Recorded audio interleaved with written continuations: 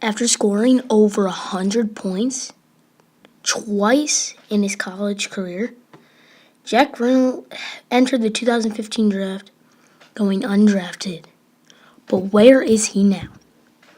Okay, what is up, guys? I'm RTG here. And if you guys are new, please consider subscribing. It helps out a lot. And I'm also recording on a new microphone. So tell me if it works. Tell me if it's good.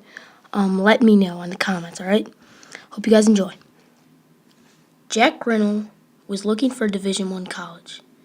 And he thought he would get there until an injury took him out of the game in high school in his senior year.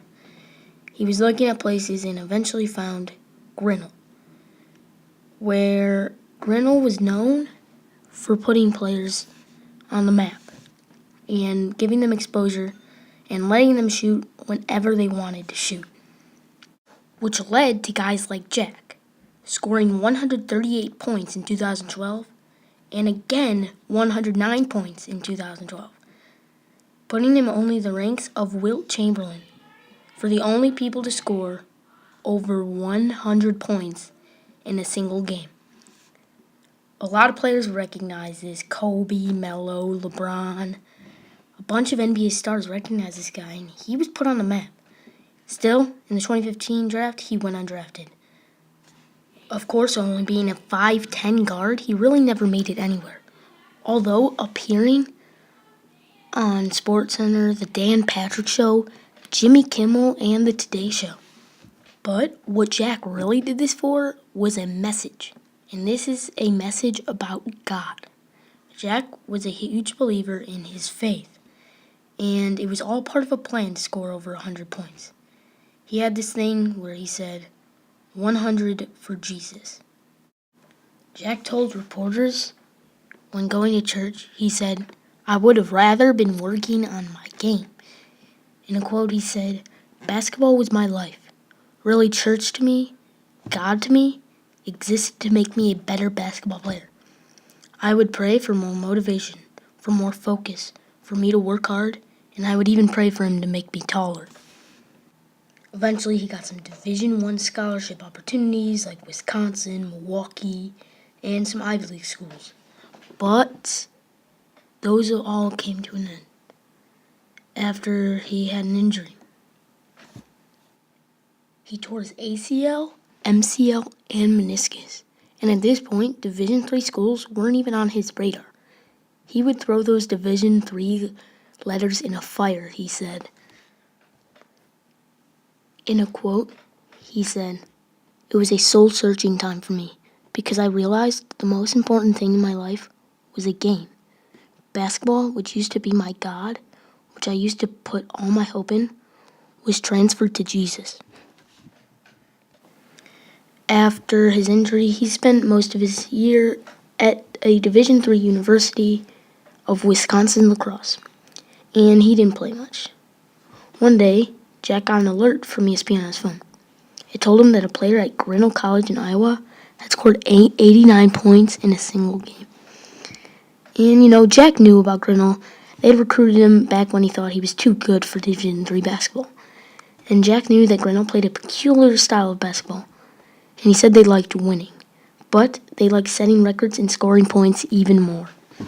And this attracted Jack because he loved shooting the basketball. He loved throwing up any shot he got, and Grinnell was actually kind of fine with this. Later, Jack decided to go to Grinnell, and he said his new plan was 100 for Jesus. He said, if I have an opportunity to score 100 points, I'm going to use my new platform for God's glory. To point people to God, Jack said. In the game before, Jack shot up 37 three-pointers, missing 31 of them.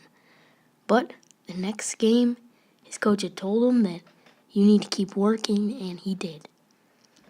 He made 27 three-pointers against Faith Baptist Bible College, a weaker team in the Division III conference. He ended up getting 138 points, and after that game, he was rushed into interviews. His plan to spread his faith, it was actually working. He said, I had such a big platform to share my faith, and I did, unashamedly. Some people would air it. Some people will ignore it, which is fine. Hopefully people saw me and looked up to me as an athlete and said, hey, basketball isn't everything to Jack. God's more important to him. And maybe God should be more important to me. And that was kind of his message the whole time after he scored. And this is the platform he would use. But the real question is, where is he now? After going to the 2015 undrafted, the now 23-year-old went undrafted, surprisingly. Although he did score 138 points, we have to look at it this way. He chucked up so many shots that game. Also, a Division III weak school that he played really isn't that great. And nobody wants a ball hog on their team as well. They want a team player on an NBA team. He also was 5'10", could be a defensive liability. And we've only really seen the most explosive guards who are 5'9" in the NBA. Soon Jack got married and he had a kid, which he does have now. Her name is Abigail. It is a young girl who I guess is very good for her. I don't know. But Jack has got a new plan now, and this is his plan, which kind of ties into this whole thing. He wants to start a church in his hometown, he said. In his tiny hometown in Wisconsin. And what he said is he wants to be a pastor for that church. He said, I do still have 100 for Jesus. My mom is one of those keeps everything, and she's one of those hoarders, you know. This is what he said. But that was something I kept. I think I'm going to plaque that baby up and throw it in my pastor's office someday. It's pretty cool that happened. That's insane, guys. This is an insane story. And the dude who scored 138 points, the most in a college game, is going to be a pastor now. That's crazy. All right. Hope you guys enjoyed, by the way. We'll see you guys tomorrow. I'm a little bit cold. That's why I'm sounding a little bit off today. But we'll get back tomorrow. Hopefully, I'm feeling a little better. And I hope you guys enjoyed the new mic. Hopefully, it sounds pretty good. I think it does. We'll see, though. This is a crazy story. If you're new, also subscribe and hit the like button. If we get 10 likes, then I will do an IR1 1v1 basketball.